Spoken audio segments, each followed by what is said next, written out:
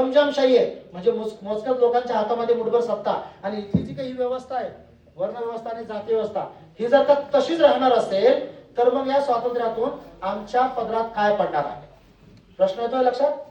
त्यांचं म्हणणं काय होतं की मग आमच्या पदरात काय पडणार आहे? आम्ही तर तसेही मग गुलामांचे गुलाम आहोत, मग इंग्रज राहिले काय आणि गेले काय? मग या सगळ्या गोष्टीतून आपल्याला एक असं उद्याच्या भारताचं स्वप्न बघावं लागणार आहे की जिथे प्रत्येक व्यक्तीचा केवळ एक व्यक्ती म्हणून विचार केला जाईल आणि त्याला स्वातंत्र्य, समता, बंधुता आणि न्याय या चार पायांवरती बघून त्याचा सर्वांगीण विकास केला जाईल. अशा पद्धतीची विचारधारा होती आणि त्याला जसं जे काही सकारात्मक प्रतिसाद मिळत चाललेला होता त्या प्रतिसादाचंच फलित म्हणजे हे संविधान आहे. मग आता या संविधानाने काय केलं भावांनो? पहिल्यांदा लक्षात, या संविधानाने काय केलं तर आपल्या इथे राजकीय, सामाजिक, आर्थिक, शैक्षणिक अशा सगळ्याच बाबतीमध्ये डायरेक्ट 360 डिग्रीने युटर्न घेतलं आणि पूर्णपणे एक अभूतपूर्व क्रांती केली. म्हणजे तो एक खूप मोठा संक्रमणाचा काळ होता. आपण डायरेक्ट इकडे चाललो होतो आणि डायरेक्ट आपली दिशा बदलून गेली. म्हणजे या संविधानाने दशा आणि दिशा ह्या दोन्ही गोष्टी आपल्या देशाच्या बदलून टाकल्या. कशा बदलून टाकल्या बघा. तुम्हाला मी आता काही उदाहरण देतो, त्याच्यावरनं तुम्ही अंदाज लावा की मी जे सांगतोय ते वास्तव आहे का नाही. पहिले मी असं म्हटलं तुम्हाला की याने राजकीय क्रांती केली. म्हणजे कालपर्यंत अगदी 25 नोव्हेंबर 1949 पर्यंत आम्ही राजेशाहीमध्ये जगत होतो.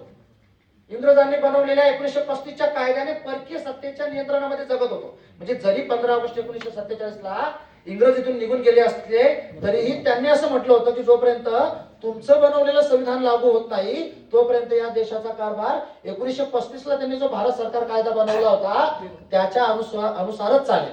म्हणजे इंग्रज जरी नसले तरी त्यांचा कायदा इथं असत होता. म्हणजे आपण 25 नोव्हेंबर पर्यंत 562 संस्थानिक पण आपल्या इथं होते, लक्षात घ्या. म्हणजे एकीकडे संस्थानिक, दुसरीकडे इंग्रजांचा कायदा, असं आपण एक प्रकारे राजेशाही आणि हुकुमशाही मध्ये होतो. आणि डायरेक्ट 26 नोव्हेंबरला आपण कुठे आलो? लोकशाहीमध्ये आलो. डायरेक्ट लोकशाहीमध्ये आलो. म्हणजे 365 अँगलने आपली दिशाच बदलून गेली. आतापर्यंत माझ्या हाताकडे लक्ष द्या. आतापर्यंत हा राजा जो काही बोलेल तो कायदा असायचा. राजा म्हणजे कोण?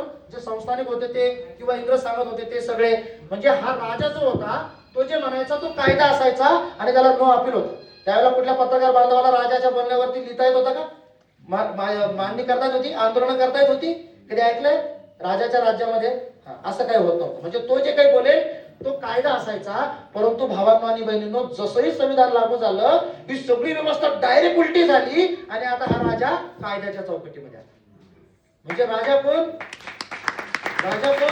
तर आता राजा म्हणजे साधारणतः नगरसेवक बांधवांपासून ते राष्ट्रपती पदापर्यंत किंवा ग्रामपंचायतच्या सदस्यापासून ते राष्ट्रपती पदापर्यंत हे सगळे आपण राजाच म्हणूया. ते राजाच आहेत समजा आपल्या राज्याचे, असं आपण म्हणूया. पण आता कोणत्या अँगलने राजा आहेत आणि कसे राजा आहेत ते पण आपण बघणार आहोत. ही सगळी दशा आणि दिशा या संविधानाने बदलून टाकली. म्हणजे कालपर्यंत राजा म्हणेल तो कायदा असायचा, आज लगेच एका रात्रीतून अशी दिशा उलटी झाली आणि हा राजा ह्या कायद्याच्या चौकटीत आला. कोणता कायदा?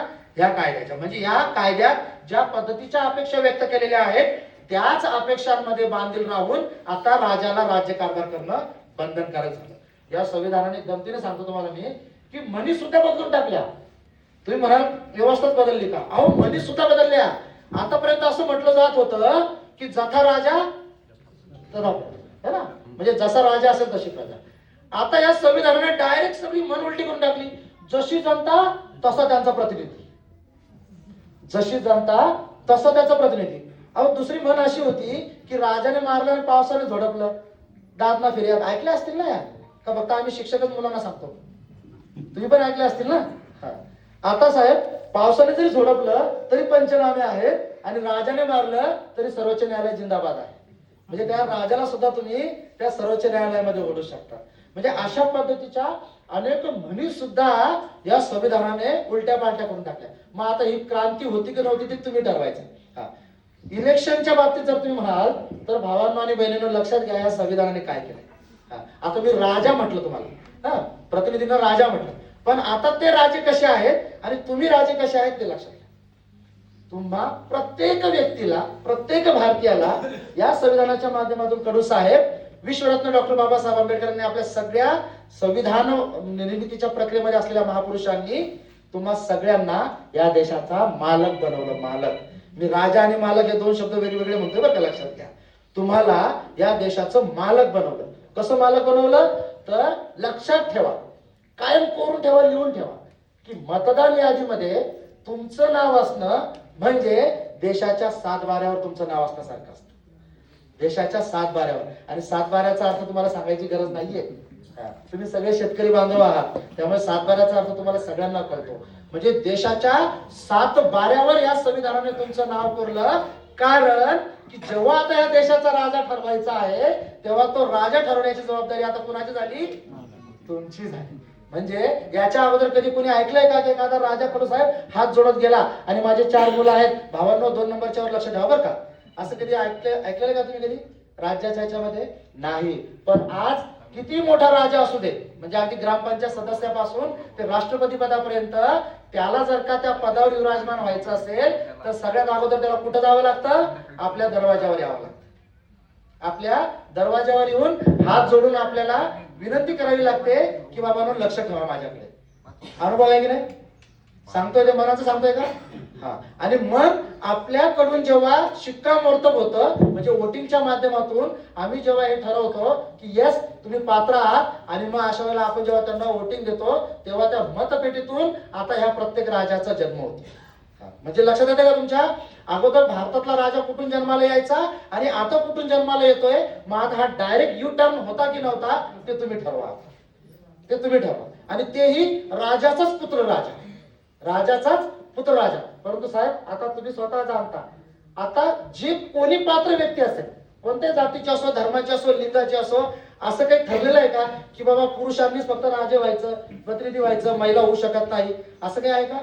असं अजिबात. म्हणजे जो पात्र असेल त्या प्रत्येक व्यक्तीला आता राजा होण्याची संधी मिळालेली आहे. मग आता तुम्ही विचार करा ही राजकीय क्रांती होती का नव्हती? ही होती का नव्हती? त्याच्यानंतर या संविधानाने सगळ्यात मोठं काम काय केलं माहितीये का सर? या संविधानाने आपल्या भारतामध्ये एक सगळ्यात मोठी सामाजिक क्रांती घडवली. म्हणजे राजकीय क्रांती घडवली ही वेगळी, आता जी सांगितली, त्याच्यानंतर घडवली ती सामाजिक क्रांती. आता ही सामाजिक क्रांती कशी घडवली बघा. आपल्या इथे तुम्हाला मी पहिलेच बोललो की वर्ण व्यवस्था तर होतीच होती, सोबतच उतरंडीच्या आधारावर असलेली जात व्यवस्था होती. बघा, जात असणं, धर्म असणं वाईट आहे का? अजिबात नाही, लक्षात ठेवा. धर्म तर प्रत्येक त्या कालखंडामध्ये माणसांना जंगलातून माणसात आणण्याचं काम या धर्मांनी केलं. त्याच्यामुळे धर्म हे सगळ्यात आस्थेचा विषय आहे आणि तो कायम राहायला पाहिजे. तो कायम राहायला पाहिजे, कारण त्याने आपल्याला म्हणजे जनावरांपासून माणूस बनवलेला आहे, लक्षात घ्या. पण गंमत काय होते की ही जी जात व्यवस्था होती, जात असणं पण वाईट नाही. अगदी प्राणी, पक्षी, फुलं सगळ्यांना जाती आहेत ना. आंबा, कितीतरी जातींचा आंबा आपण माहिती. जात असणं वाईट नाहीये, परंतु या जातीच्या आधारावर जी उतरंड आहे किंवा त्याचा जो तुम्हाला उच्च निश्चितेचा भाव आहे ना, तो मात्र भयानक आहे.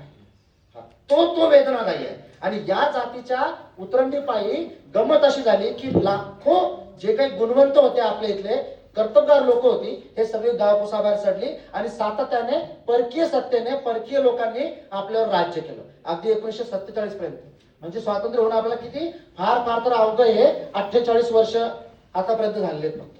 म्हणजे 48 वर्षापर्यंत आता आपण स्वतंत्र आहोत. त्याच्या अगोदर मात्र आपण कायम कोणाच्या गुलामीमध्ये राहिलोय, पारतंत्र्यामध्ये राहिलोय. त्याला जबाबदार म्हणजे ही जी उतरंडीच्या आधारावर जो उच्च निश्चितेचा भाव आहे ना, तो त्याला मोठ्या प्रमाणावर तो सुद्धा जबाबदार आहे, लक्षात घ्या. कारण लोकांमध्ये बंधुत्वच होत नव्हतं, ते एकत्र येऊन परक्यांचा सामनाच करू शकत नव्हते. आपण तर विटा सुद्धा मांडायचो. तर या सगळ्या गोष्टींना गंमत काय झाली की 1947 मध्ये जेव्हा आपला संविधान निर्मिती प्रक्रिया सुरू झाली आणि आपण पहिला आघात केला तो सामाजिक चळवळीवर. आपण काय केलं की समाज एकसंध व्हावा, सगळ्या लोकांच्या मध्ये एक बंधुत्वाची भावना निर्माण व्हावी, म्हणून आपण सामाजिक स्वातंत्र्यामध्ये ज्या गोष्टीसाठी लढा चाललेला होता, उतरंडीच्या आधारावर असलेल्या भेदभावाविषयी, त्या भेदभावाविषयी असलेल्या लढ्याला न्याय पहिल्यांदा दिला आणि अनुच्छेद 14 बनवलं, ज्याच्यामध्ये असं म्हटलं गेलं कायद्याचं सगळ्यांना समान संरक्षण आणि कायदा आता सगळ्यांसाठी समान काम करेल. म्हणजे कायद्याचं समान संरक्षण आणि कायद्याच्या संदर्भात सगळे समान असतील असं म्हटलं गेलं. ही जी टप्प्याटप्प्याने असलेली व्यवस्था होती ती एका झटक्यात बदलली आणि एकत्र आली. हा, मी असं काय म्हणतोय लक्षात घ्या. याच्या अगोदर कायदा जो काही असायचा, समजा जर का त्याचा लाभ द्यायचा असेल तर त्या लाभ देताना समोरच्याची जात बघितली जायची. हा, कोण आहे? पठाण आहे, चला आपल्यापैकी आहे, जास्त चला. हा, कोण आहे? गडू साहेब आहे. हा, नाही मग ते ठीक आहे, बघूया आमच्याकडचं शिल्लक राहिलं तर तुम्हाला देऊया. म्हणजे हा प्रकार व्हायचा, कायद्याचा लाभ देतात. परंतु आज जर का लाडकी बहीण योजना आली असेल तर असं कोणाला म्हटलं जातं का अमुक जातीच्यांना पहिला रेफरन्स नंतर दुसऱ्यांना, असं काही म्हटलं जातं का? असं म्हटलं. किंवा कोणताही कायदा असेल तर त्याचा लाभ देताना कोणाची जात बघितली जात नाही. म्हणजे हे जे कायद्याचं समान संरक्षण आहे तर त्यात मिळालं. एवढंच नाही तर शिक्षेच्या बाबतीत सुद्धा हीच बाब लागू होती. अशा वेळेला कोण आहेत? पठाण आहेत, हा मग चला आपल्यापैकी आहे, मग यांना बाबा रे परत हा गुन्हा करू नको बरं का, समज आता पुढे लक्षात ठेव. आणि जर का कडू साहेब असतील, हा हिंमतच कशी होते यांची हे सगळं करण्याची, अशी शिक्षा द्या की परत कोणाची हिंमत झाली नाही पाहिजे. म्हणजे लक्षात येत आहे, गुन्हा एकच, व्यक्ती बदलली की दृष्टिकोन बदलला. हा, परंतु हे सगळं या संविधानाने एका झटक्यात मिटवलं आणि सगळ्या लोकांना, म्हणजे पठाण असो की कडू असो, कोणी असो, सगळे एका मापात आले आणि कायद्याच्या संदर्भामध्ये जो गुन्हा मी केला असेल त्याला जी शिक्षा असेल तीच आता कडू साहेबांना पण भेटणार. म्हणजे ही एक सामाजिक समता जी आहे ना, ती समता या संविधानाने इथं निर्माण केली. एवढंच नव्हे तर सामाजिक विषमतेचं सगळ्यात जास्त जर का बळी कोणी पडलं असेल तर ते पडलं होतं माझ्या माता भगिनी. इथं समजा भले कमी संख्येने असतील पण आज ते आज आपल्यामध्ये येऊन बसतायत, त्याचं सगळं फलित जे आहे ते या संविधानाचं आहे. आज महिला घराच्या बाहेर पडून या कार्यक्रमात जरी उपस्थित झालेल्या आहेत तरी ते कशाचं फळ आहे? या संविधानाचं आहे. कारण संविधान लागू होण्या अगोदर कडू साहेब आपल्या इथली व्यवस्था जी काही होती ती व्यवस्था महिलांना कुठावर पण ठेवत होती, सगळ्यांना माहिती, चूल आणि मूल. म्हणजे अक्षरशः जेव्हा महात्मा फुलेंनी पहिली शाळा जेव्हा ओपन केली त्यावेळेला त्यांचं किती जंगी स्वागत झालं हे मला सांगायची गरज नाहीये. किती जंगी स्वागत झालं होतं माहिती ना सगळ्यांना, माहिती ना, अगदी दगड शेण गोटे वगैरे जंगी स्वागत झालं होतं. आपल्याला हे मारलेले हात दिसतात परंतु ती मानसिकताचा विचार करून बघा. मारणाऱ्यांना असं वाटत नव्हतं की आपण चुकीचं काम करतो, कारण त्यावेळची मानसिकता विचारच असा होता की चूल आणि मूल जर तोडून जर का एखादी महिला घराबाहेर पडत असेल कडू साहेब तर ती पाप कर्म करत आहे आणि आम्ही जे काही काम करत आहोत तर ते हे पाप कर्म थांबवण्यासाठी पुण्याचं काम करत आहोत. या मानसिकतेतून ते दगड उचलले जात. मुद्दा येतो लक्षात, मी काय सांगतोय ते?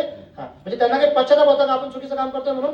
अजिबात नव्हतं. हा, कारण मानसिकता अशी होती. परंतु जसंही संविधान लागू झालं, लक्षात घ्या, स्त्री पुरुष समानतेच्या बाबतीमध्ये आपल्या संविधानात असं म्हटलं गेलं की धर्म वंश जात लिंग, लिंग शब्द म्हणजे आता कशावर भेदभाव